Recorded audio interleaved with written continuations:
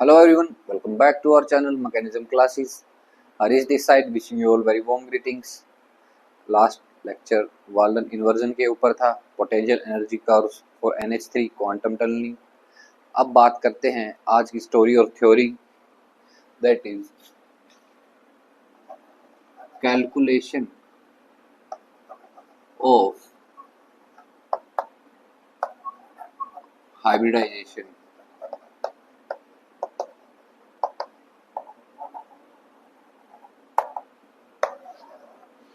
Hybridisation concept तो हमने समझ लिया है कि क्यों जरूरत पड़ी, क्यों हाइब्रिड ऑर्बिटल ज़्यादा स्टेबल होते हैं अनहाइब्रिड ऑर्बिटल से। सब बातें, सब कंसेप्ट क्लियर करते हुए अब बात करनी है कि हाइब्रिडाइजेशन किसी मॉलिक्यूल की हम कैसे कैलकुलेट कर सकते हैं। क्या कुछ थ्योरीज हैं जो इसको एक्सप्लेन करती है, समझना शुरू करते हैं। हाइब्रिडाइजेशन किसी भी मॉलिक्यूल के निकालने के तीन तरीके होते हैं।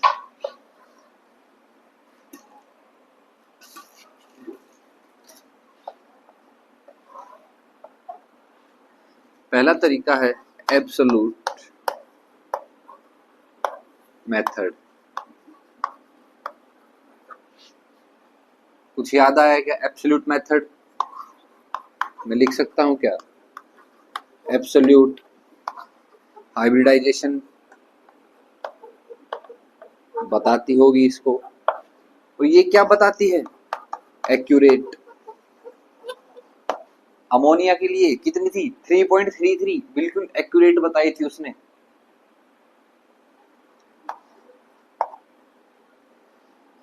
एक्यूरेट है साथ साथ, और spi इसका जनरल फॉर्मूला, और d ऑर्बिटल में इन्वॉल्व करूं sp3 di। भाई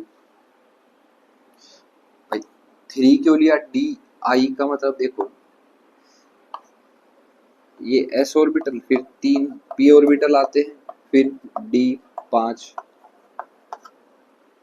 तो मुझे इस d पर पहुंचना है, तो 1 2 3, एक s ऑर्बिटल और 3 p ऑर्बिटल को मैं क्रॉस करके जाऊंगा तो ही तो इस d ऑर्बिटल पर पहुंचूंगा। तो मतलब sp3 तो होगा ही होगा, उसके बाद d आएगा, तो sp3 di।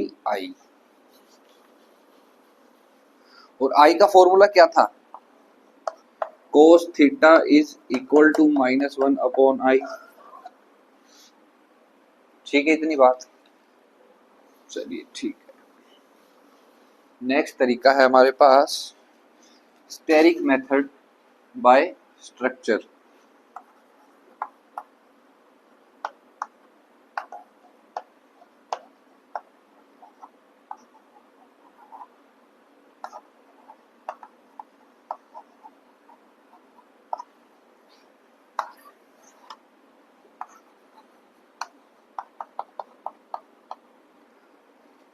फॉर श्योर अब तक हम इसे ही पढ़ते आ रहे हैं। इसका फॉर्मूला जरा मैं लिखूं तो याद करना। Sigma bond plus lone pair on central atom. Example ammonia की बात करें तो उसका एग्जाम्पल देखना,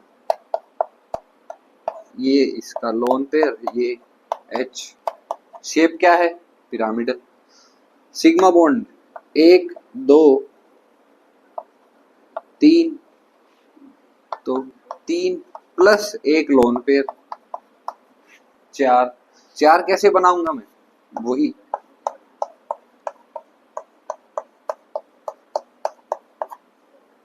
1 2 3 4।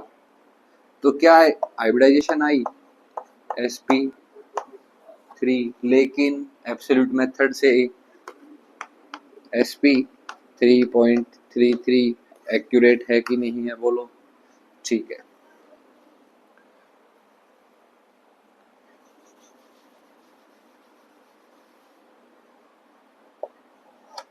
नेक्स्ट मेथड जिसे मैं नाम देता हूं VMCA मेथड, और इसे कह सकते हैं स्टेरिक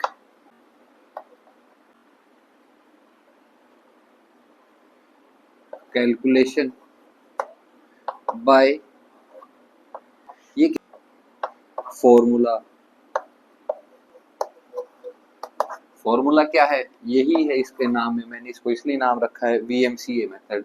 इसका फॉर्मूला है हाइब्रिडाइजेशन निकालने के लिए half into V plus M minus C plus A। क्या क्या टर्म्स यूज हुई इसमें हम देखते हैं और कुछ एग्जाम्पल लगाते हैं इसके।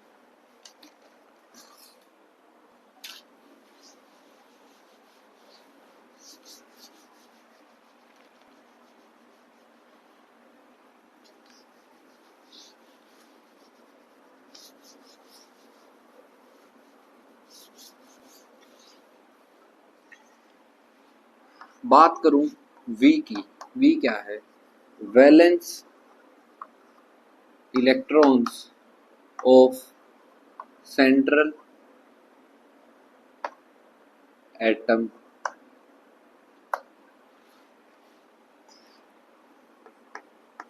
M क्या है? नंबर ऑफ मोनो, याद रखना, number of monovalent side atoms. C क्या है? ध्यान से, algebraic value of cationic charge. Cation होता नेगेटिव है, मैंने फॉर्मूले में ही पहले नेगेटिव लिख दिया है, तो यहाँ पर हमें सिर्फ एल्जेब्रिक वैल्यू लेनी है, अपनी तरफ से एक और एक्स्ट्रा माइनस ऐड नहीं करना है। At last A is equal to algebraic value of anionic charge. इस मेथड की एक ड्रॉबैक है, और वो एक ड्रॉबैक इस मेथड को हमें कहीं भी अप्लाई करने के लिए अपने साथ 4 अलग कंडीशन लाती है। ड्रॉबैक क्या है? It is not 100% true. बस इसी लाइन की वजह से इसने कहा कि मैं 100% ट्रू नहीं हूं। बस ये 4 मेरी कंडीशन याद रख लो, बाकी कहीं भी लगा दो, मैं वहां पर भी ठीक ही आंसर लाऊंगा। तो इसकी 4 कंडीशन की बात करते हैं। क्या क्या है इसकी 4 कंडीशंस? आज का लेक्चर थोड़ा सा राइटिंग ओरिएंटेड रहेगा, लिखने का काम थोड़ा ज्यादा रहेगा, समझने की आएंगी वो हम एक्सप्लेन करते हुए चलेंगे। तो क्या कंडीशन है इसकी? फर्स्ट कंडीशन लिखना, जब फ्री रेडिकल की बात होगी हाइब्रिडाइजेशन निकालने के लिए, ये वहां पर अप्लाई नहीं होगा। फ्री रेडिकल का मतलब, इसका दूसरा नाम भी हो सकता है ओड इलेक्ट्रॉन स्पीसीज। बोलो भाई कुछ गलत लिखा क्या? दूसरी कंडीशन देखना, वेयर सेंट्रल एटम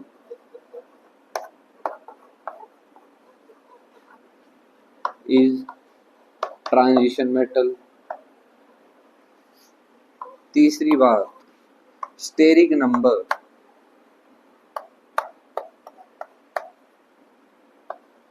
अगर 7 से बड़ा है तो ये अप्लाई नहीं करेगा। स्टेरिक नंबर क्या है? मैंने दूसरा मेथड बताया था, steric method by calculation of by structure. तो फॉर्मूला आया था सिग्मा प्लस लोन पेयर, तो ये स्टेरिक नंबर निकालने का फॉर्मूला ही तो है भाई। हाइब्रिडाइजेशन निकालने का भी फॉर्मूला है, लेकिन स्टेरिक नंबर कैलकुलेट भी हम ऐसे ही कर सकते हैं, क्योंकि वो यूज इसके थर्ड कंडीशन में हो रहा है। फोर्थ कंडीशन और लास्ट, सेंट्रल एटम नोट मोर देन 1। ये 4 कंडीशन है, यहां पर ये काम नहीं करेगा। ये जो फोर्थ कंडीशन है इसमें से भी दो और कंडीशन निकलती हैं, वो भी लिखवा देता हूँ।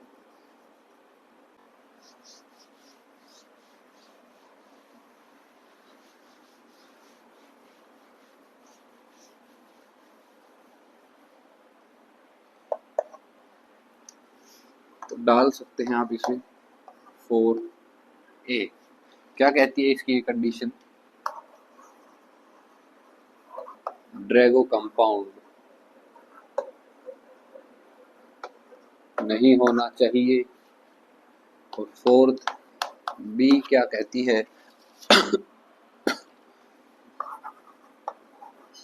सॉलिड स्टेट में मॉलिक्यूल प्रेजेंट ना हो। Example PCl5। ये किस में लाई करता है? सॉलिड स्टेट में, तो इसकी हाइब्रिडाइजेशन नहीं बता पाएगा। एक बार रिवाइज करते हैं क्या क्या हमने इसकी कंडीशन लिखी। पहली कंडीशन क्या? फ्री रेडिकल्स ना हो, और इलेक्ट्रॉन स्पीसीज भी हमने उसका नाम दिया। दूसरी कंडीशन क्या थी? Where central atom is transition metal, तो वो भी इस मेथड से अपनी हाइब्रिडाइजेशन नहीं कैलकुलेट कर पाएगा। Third, steric number should not be greater than 7। Fourth, central atom not more than 1। और fourth a Drago compound. Fourth भी सॉलिड स्टेट मॉलिक्यूल ना हो। बोलो, यहाँ तक बात क्लियर है?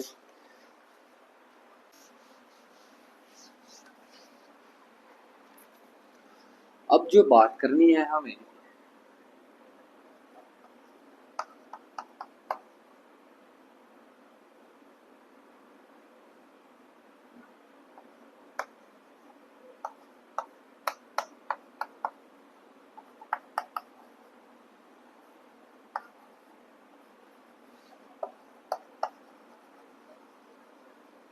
ये दो थ्योरीज की आज की वीडियो की लाइमलाइट इन्हीं के कंसेप्ट के ऊपर रहेगी। VSEPR and NBEPR theories. VSEPR stand for valence shell electrons pair repulsion,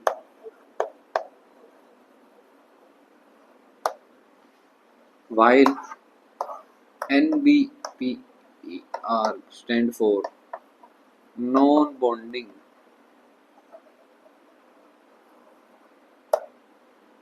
electron pair repulsion। Example से हम बात करते हैं। एग्जाम्पल देखना, पहला एग्जाम्पल है OCl2 का।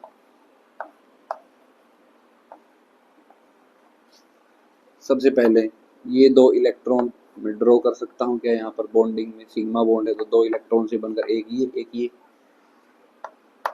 ये दो ऑक्सीजन के लोन पेयर, और ये क्लोरीन के। बोलो भाई।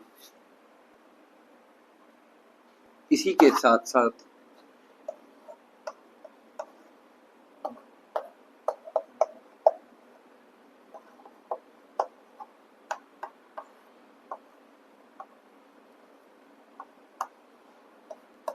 ऐसा भी ड्रॉ कर सकता हूँ, एक में साइड एटम पर इलेक्ट्रॉन पेयर प्रेजेंट है, एक में प्रेजेंट नहीं है।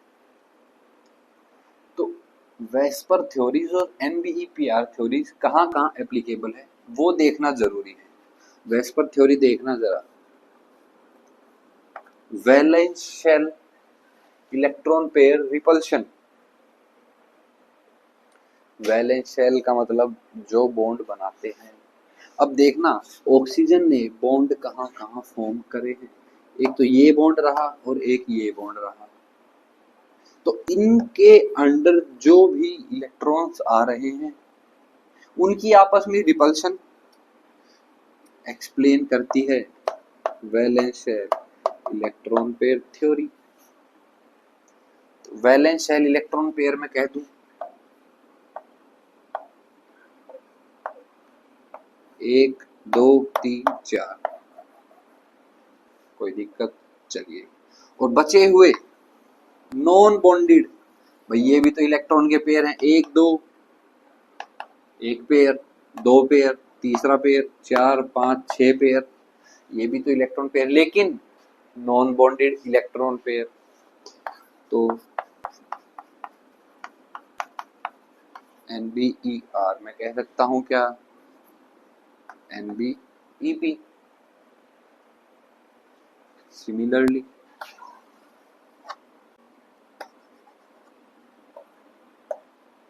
Valence shell electron pair. अब देखना यहाँ पे, ये तो मैंने वैलेंस शेल इलेक्ट्रॉन पेयर लिख दिया, लेकिन यहाँ पर भी तो खोलो, ये कार्बन, ये इसके ऊपर 3 हाइड्रोजन, ये कार्बन, इससे अटैच 3 हाइड्रोजन, ये सिग्मा बॉन्ड में ये रहा, ये इलेक्ट्रॉन पेयर, ये रहा। लेकिन अब ध्यान करना, मैं ये थ्योरी कब कब अप्लाई कर सकता हूं, या फिर मैं कहूं इसकी एप्लीकेशन क्या है। भाई बात कर रहे हैं रिपल्शन की, नाम में ही गिवन है रिपल्शन। रिपल्शन का मतलब for sure it will affect the bond angles with in the molecule. अब देखना यहां पर, ये रहा बॉन्ड एंगल थीटा, और ये वैलेंस इलेक्ट्रॉन पेयर का क्लाउड मैंने ड्रॉ कर दिया। लेकिन ये भी तो वैलेंस इलेक्ट्रॉन पेयर होने चाहिए जैसा मैंने बताया उसके अकॉर्डिंग, लेकिन ये मॉलिक्यूल के बॉन्ड एंगल में अफेक्ट कर रहे हैं क्या? मॉलिक्यूल के बॉन्ड एंगल में अफेक्ट नहीं कर रहे, इसलिए इनको हम रिगार्ड करते हैं नॉन बॉन्डिंग इलेक्ट्रॉन पेयर। इनको 1 2 3 4 5 6, इसका मतलब ये थ्योरीज किसको एक्सप्लेन करने के लिए आई थी? ये आई थी बॉन्ड एंगल को एक्सप्लेन करने के लिए।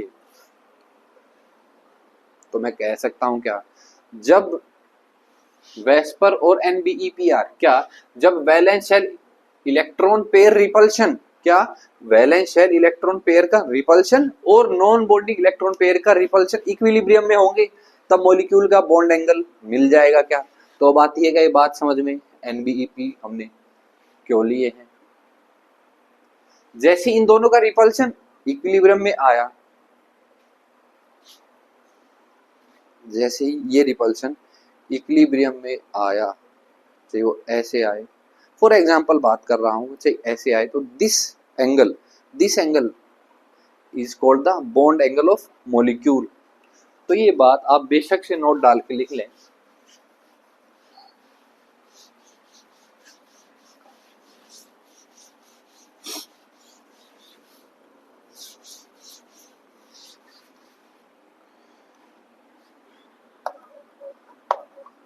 ये थ्योरी एक्सप्लेन करती है valence shell electron pair repulsion and non bonding electron pair repulsion equilibrium में आ जाएं।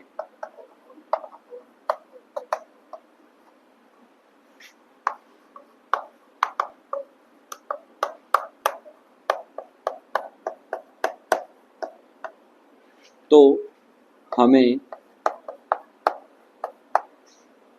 बॉन्ड एंगल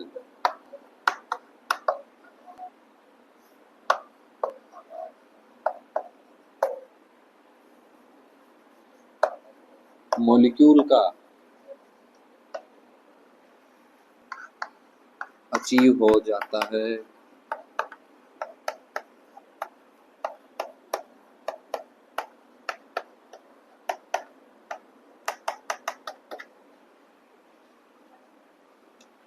तो अब मैं कह दूं क्या, अगर हमें ये समझ में आ जाए किस मॉलिक्यूल के लिए वेस्पर डोमिनेट कर रहा है, किस मॉलिक्यूल के लिए non bonding electron pair repulsion dominate कर रहा है, तो आसान हो जाएगी ना हमारे लिए चीजें बॉन्ड एंगल को डिफाइन करने के लिए। ये दो थ्योरीज है, तो अपनी दो अलग अलग कंडीशन लेकर चलती होंगी बॉन्ड एंगल को डिफाइन करने की। फटाफट से समझना शुरू करते हैं।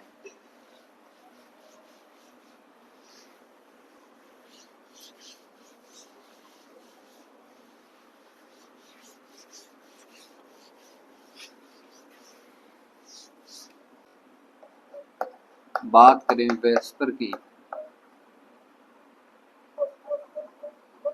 वो कब डोमिनेंस शो करेगा।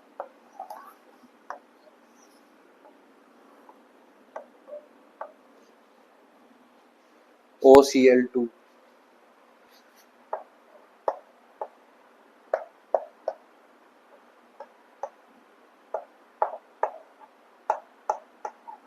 क्या क्या दिख रहा है, बॉन्ड पेयर का इलेक्ट्रॉन,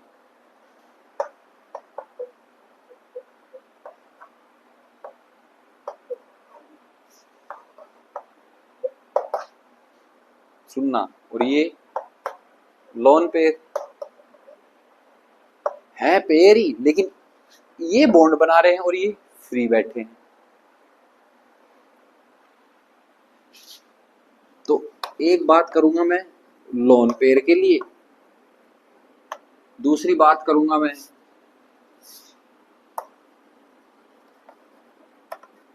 बॉन्ड पेयर के लिए।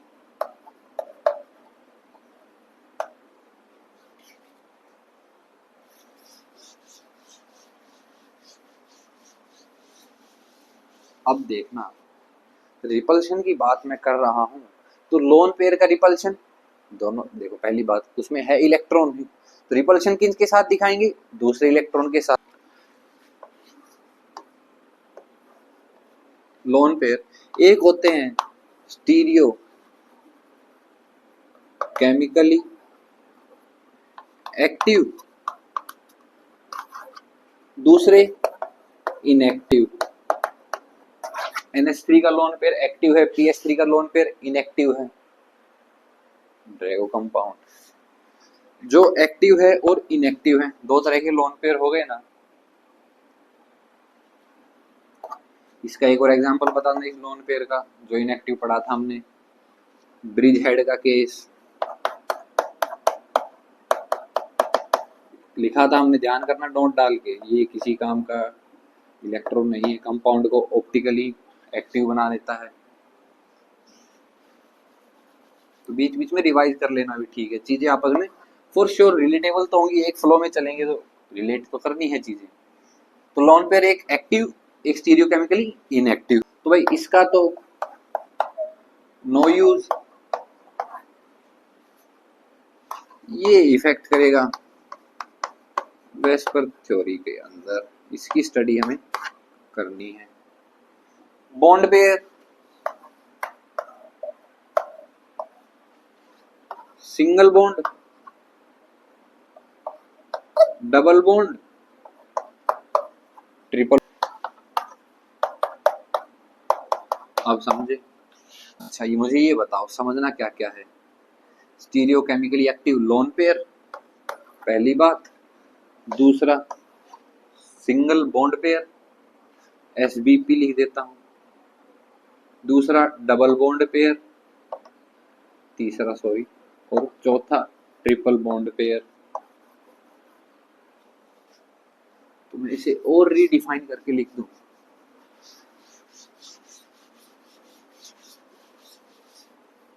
चीजों को कनेक्ट करना, कैसे कैसे चीजें आपस में एक एक डॉट को जोड़ रही हैं।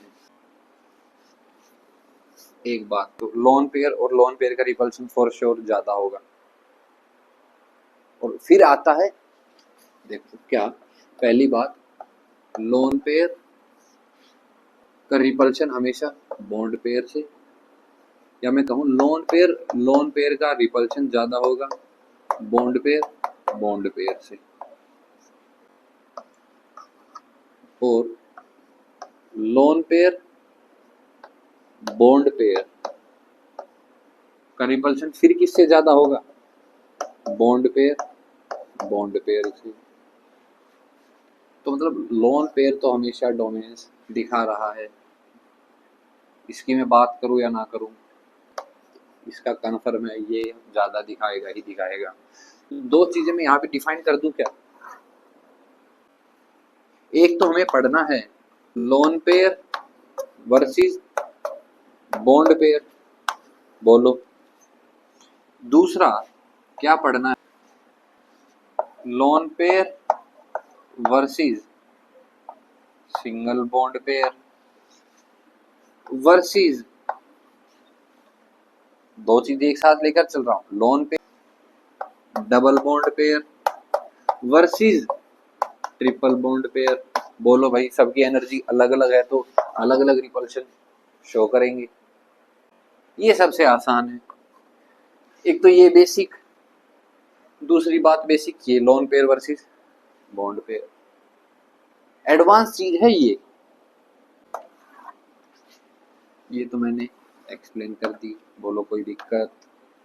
यहां पर थ्योरी थोड़ी सी एक लेवल अलग हो जाती है, जरा देखना।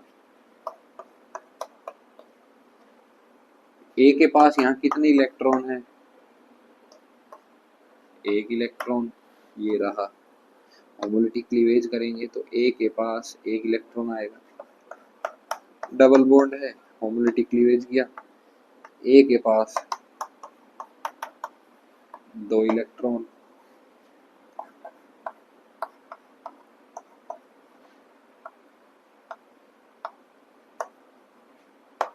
ए के पास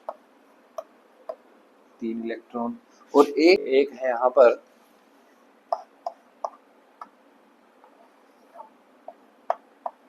पेयर प्रेजेंट, लोन पेयर, तो यहाँ पर भी कितने हैं, दो इलेक्ट्रॉन, इसे मैं नाम देता हूँ ए डैश।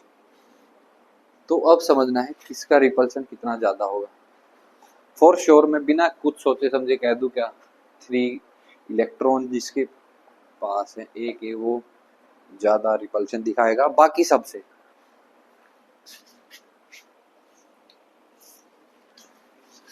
देखो तो मैं कह दूं 3 इलेक्ट्रॉन ज्यादा है बाकी बचे सबसे। अब खेल किसका है, दो इलेक्ट्रॉन, एक ये और एक ये, जिसके पास लोन पेयर है। ज्यादा रिपल्शन कौन दिखाएंगे, ज्यादा एनर्जी वाले। ज्यादा एनर्जी किसकी, जो नेकेड फॉर्म में प्रेजेंट है। नेकेड फॉर्म में कौन प्रेजेंट है, जो हमें साफ साफ दिख रहा है, दो लोन पेयर, दो इलेक्ट्रॉन जो लोन पेयर की फॉर्म में प्रेजेंट है। तो ए डैश लिख दूं, फिर लिख दूं ए, फिर लिख दूं 1 इलेक्ट्रॉन, इसे भी मैं 2 इलेक्ट्रॉन लिख देता हूँ, कंफ्यूज ना करते हैं बिल्कुल भी। ये इसका ऑर्डर है। बस अभी खाली इतना मान लो, क्वेश्चन करेंगे ना और बातें क्लियर हो जाएंगी। अच्छा एक बात क्लियर कर दूं क्या,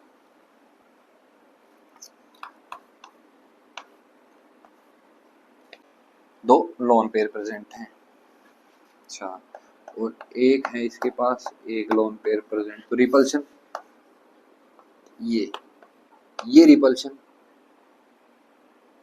ज्यादा होगी तो ये थीटा डिक्रीज करेगा। बोलो भाई, एक लोन पेयर है तो थीटा कम डिक्रीज करेगा, पहली बात। दूसरी बात, बड़ी बेसिक बातें कर रहा हूं मैं, double bond pair,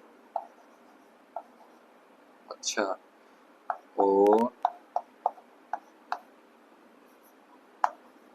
triple bond pair,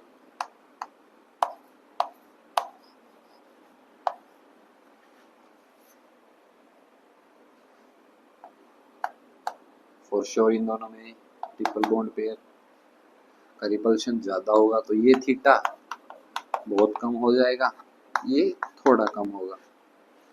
इतनी बात आती है क्या समझ में, चलिए ठीक है। एक और बहुत इंटरेस्टिंग बात समझाता हूँ यही साथ ही साथ।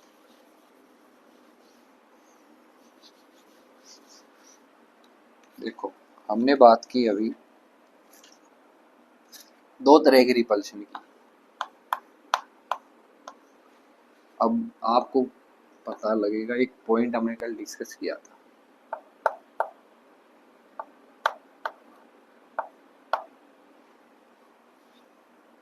इस इस एंगल का नाम दिया मैंने थीटा, इसका नाम दिया अल्फा।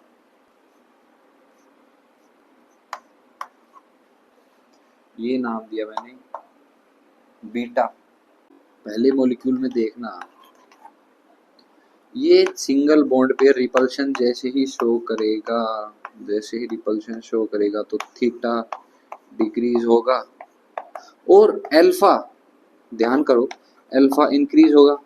ये ऐसे सिकुड़ता जाएगा और यहाँ पर चौड़ाई बढ़ती जाएगी, तो अल्फा बढ़ गया, थीटा डिक्रीज हुआ due to single bond repulsion.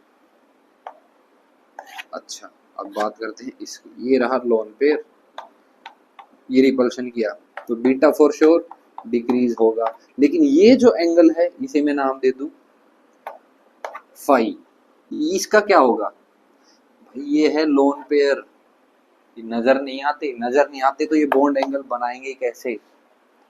Shape में कल यही पॉइंट था, स्ट्रक्चर और ज्योमेट्री और शेप में क्या डिफरेंस था?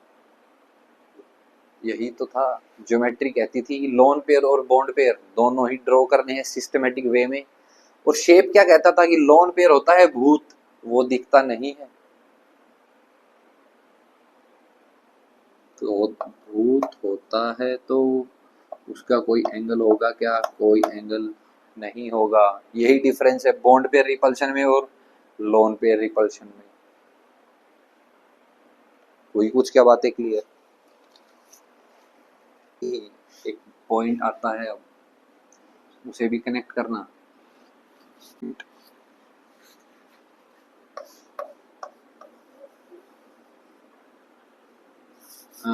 sp3 हाइब्रिडाइजेशन जहां होगी वहां पर आइडियल बॉन्ड एंगल कितना होना चाहिए?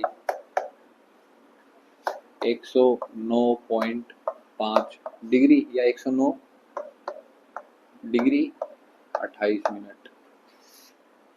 ये कब है? जब sp3 हाइब्रिडाइजेशन, तो आइडियल बॉन्ड एंगल मुझे इतना चाहिए। बात आती है समझ में? तो अब देखना, ये CH4 tetrahedral shape, sp3 hybridisation,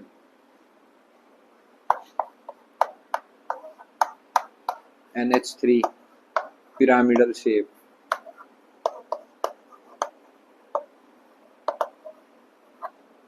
क्यों आया शेप में डिफरेंस? दोनों है sp3 हाइब्रिडाइज्ड, लेकिन एक है टेट्राहेड्रल।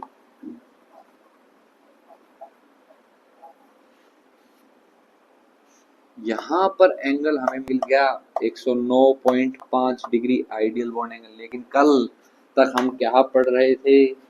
NH3 में 109 से कम 107.5 डिग्री, 2 डिग्री डिक्रीज हुआ है।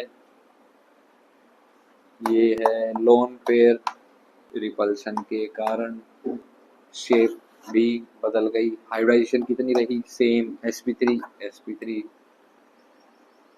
that is the effect of repulsion of lone pair on bond angle. I think we got some more clearance over this topic. एक और इंटरेस्टिंग बात,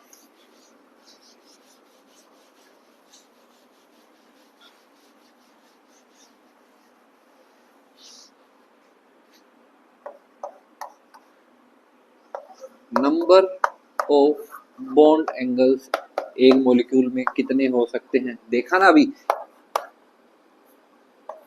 ये मॉलिक्यूल पढ़ रहे थे, ये अल्फा था, ये बीटा था, रिपल्शन के कारण कुछ बढ़ा कुछ कम हुआ। तो अल्फा बीटा, जितने ज्यादा बॉन्ड्स, जितना ज्यादा कॉम्प्लिकेट स्ट्रक्चर होता जाएगा उतने ज्यादा नंबर ऑफ एंगल्स फॉर्म होंगे। तो उसके लिए जनरल फॉर्मूला क्या है? एक मॉलिक्यूल अगर ए बी एन इस फॉर्मेट में प्रेजेंट है तो इसके लिए फॉर्मूला है n into n minus 1 by 2। Simple molecule है। जरा कॉम्प्लेक्स के लिए देखना, A X C Y D Z complex molecule है। तो यहाँ पर भी फॉर्मूला क्या है? n into n minus 1 upon 2, लेकिन कुछ तो फर्क आएगा ना। n की वैल्यू क्या होगी, x plus y plus z। This is the way to calculate number of bond angle. Example करा देता हूं एक, IF5Cl2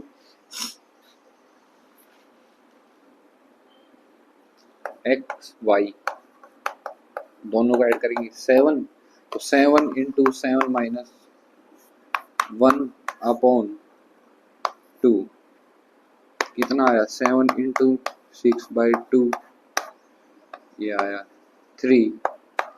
number of bond angles इस मोलिक्यूल के अंदर कितने आ गए, 21।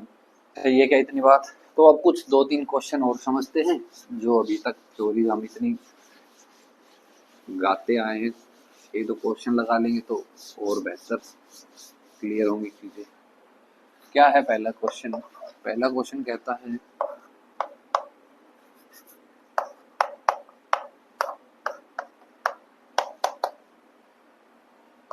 CF4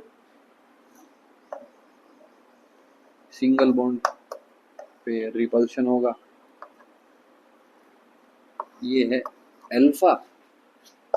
नेक्स्ट मॉलिक्यूल गिवन है NF3,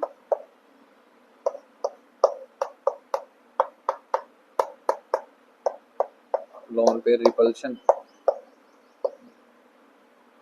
इसे थीटा नाम दे दिया। And third molecule is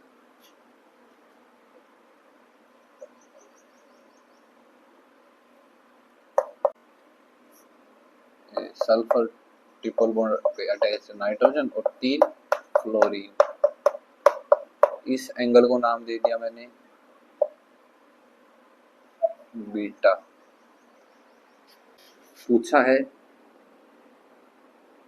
decreasing order of bond angles alpha, theta और बीटा में से देखना।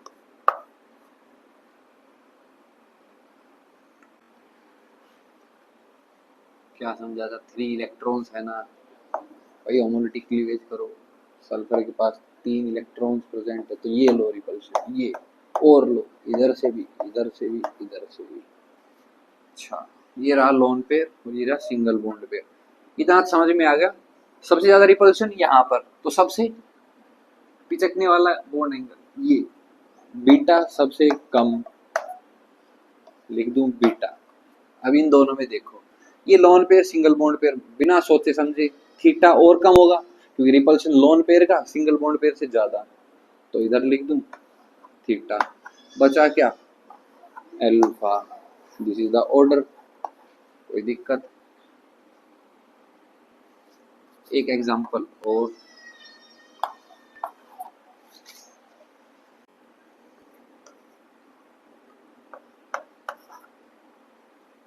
PCl3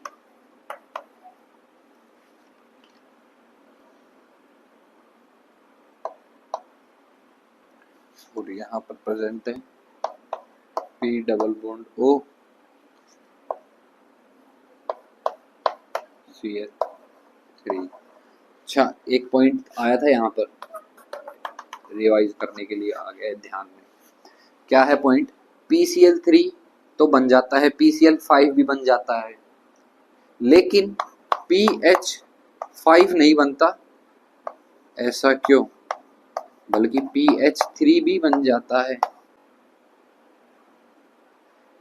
याद करना, हाइड्रोजन और क्लोरीन में से ज्यादा इलेक्ट्रोनेगेटिव क्लोरीन, जो D में इलेक्ट्रॉन भेजने की कैपेसिटी होगी वो किसकी होगी, ज्यादा इलेक्ट्रोनेगेटिव की। क्लोरीन एक्साइटेशन करवा देता है, हाइड्रोजन नहीं करवा पाता, इसलिए PH5 एग्जिस्ट नहीं करता, because it is unable to excite the electrons to d orbitals. तो अब जो क्वेश्चन है उसकी बात करते हैं। थीटा, ये एंगल बीटा, तो बताएं आप कौन सा एंगल बड़ा होगा। ये 2 इलेक्ट्रॉन इसके पास और 2 यहाँ पे, लेकिन नेकेड फॉर्म में प्रेजेंट है यहाँ पे लोन पेयर और यहाँ पे बॉन्ड पेयर की टर्म्स में प्रेजेंट है। ज्यादा रिपल्शन कौन शो करेगा? Lone pair. और ये रिपल्शन कम शो करेगा। बोलो भाई, रिपल्शन जिसकी ज्यादा, थीटा उतना कम। बोलो। अब बात करते हैं बॉन्ड एंगल। जब हमें अफेक्ट करना हो या बॉन्ड एंगल की स्टडी करनी हो वेस्पर थ्योरी के अकॉर्डिंग, तो वो कुछ रूल्स कहता है कि मैं तभी डोमिनेट करूंगा जब आप मेरे कुछ रूल मान लोगे। तो वो रूल अप्लाई करने हैं, लेकिन ध्यान क्या रखना है? ध्यान रखना है कि पहले रूल 1 अप्लाई करना है, फिर 2, फिर 3, सीक्वेंस ऑर्डर में रखना है। ठीक है, इतनी बात। अब रूल समझते हैं। रूल्स बहुत आसान है भाई। अब रूल्स इतने ज्यादा आ गए हैं तो तरीका मेरे हिसाब से ना एक ही बनता है कि थ्योरी के साथ साथ इनके क्वेश्चन लगा ले और 2-3 बार रिवाइज कर ले। बाकी चीजें हैं कंसेप्चुअल, ऐसे नहीं है कि हम हवा में बात कर रहे हैं, कंसेप्ट लेकर चल रहे हैं साथ साथ। तो कुछ क्वेश्चंस टू द पॉइंट जो रिलेट कर पा रहा हूं मैं, वो मैं साथ साथ करवा दे रहा हूं। बाकी कुछ इंपॉर्टेंट क्वेश्चन होंगे वो भी हम साथ साथ कवर कर लेंगे। Rules for bond angle according to VSEPR theory. First number, bond angle is inversely proportional to number of lone pair on central atom। जितने ज्यादा लोन पेयर होंगे सेंट्रल एटम पर, रिपल्शन उतनी ही ज्यादा होगी, बॉन्ड एंगल उतना ही घटता चला जाएगा। तो इनवर्सली प्रोपोर्शनल। लेकिन कंडीशन है भैया इस रूल को लगाने की। क्या कंडीशन है? पहली, हाइब्रिडाइजेशन शुड बी सेम। दूसरी, NBEPR डोमिनेट नहीं करनी चाहिए। ये कंडीशन बड़ी जनरल सी है, ये तो आपको कॉमन सेंस से भी समझ में आती होगी, तभी तो अप्लाई करेंगे ना जब उनकी करेक्टरिस्टिक्स सेम होगी, हाइब्रिडाइजेशन सेम होगी। दूसरा रूल,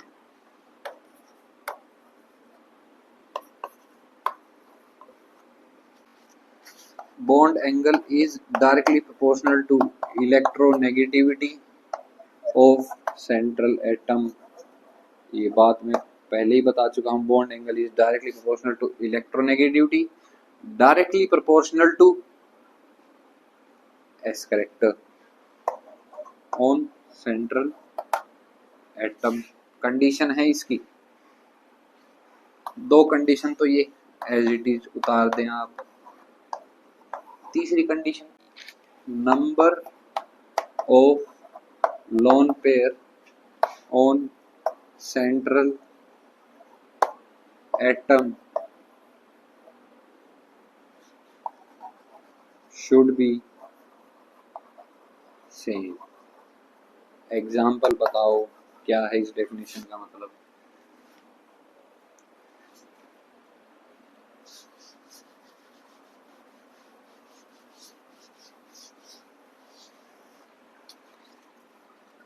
NX एग्जाम्पल देखो, NX3 ये रहा lone pair, PX3 ASX3 down the group चला गया ना मैं। तो डाउन द ग्रुप इलेक्ट्रोनेगेटिविटी का जो ट्रेंड रहता है वही ट्रेंड रहेगा बॉन्ड एंगल के लिए। Down the group electronegativity decrease, तो बॉन्ड एंगल का ट्रेंड ये।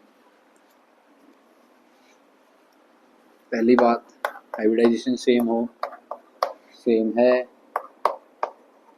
नंबर ऑफ लोन पेयर एक, ये जो तीसरी कंडीशन है, एक एक एक, तीनों सेंट्रल एटम पर सेम है। बोलो भाई एग्जाम्पल। एक यहाँ पर बात देखना जरा, CF4 और SiF4 बॉन्ड एंगल किसका डोमिनेट करेगा? Hybridisation same sp3 NBPR dominate करेगी? नहीं करेगी। थर्ड कंडीशन देखना, number of lone pair on central atom should be same. यहां पर लोन पेयर है कहां भाई? लोन पेयर ही नहीं है, बॉन्डिंग सारी सेम लेकिन लोन पेयर नहीं, तो बॉन्ड एंगल का डिफरेंस आएगा कहां से? तो इन दोनों का बॉन्ड एंगल क्या होता है? मैंने कहा नंबर ऑफ लोन पेयर, यहाँ पर तो लोन पेयर का किस्सा ही नहीं है, तो इन दोनों को हम कंपेयर कर ही नहीं सकते, बॉन्ड एंगल सेम होता है। और तीसरा रूल ध्यान के रखना, पहले रूल नंबर 1 अप्लाई करेंगे, फिर 2, फिर 3। क्या है? Bond angle is inversely proportional to electronegativity on side atom. Condition वही सेम, हाइब्रिडाइजेशन, NBPR डोमिनेट नहीं करनी चाहिए। थर्ड कंडीशन क्या है? जिन दो के बीच में कंपेयर कर रहे हैं वो सेंट्रल एटम सेम होना चाहिए। भाई साइड एटम की बात आई, उनका बीच में कंपैरिजन होगा तो फॉर श्योर सेंट्रल एटम हमें सेम रखना पड़ेगा। इसकी कंडीशन क्या है? इंपॉर्टेंट कंडीशन लिखवा देता हूं, सेंट्रल एटम सेम हो,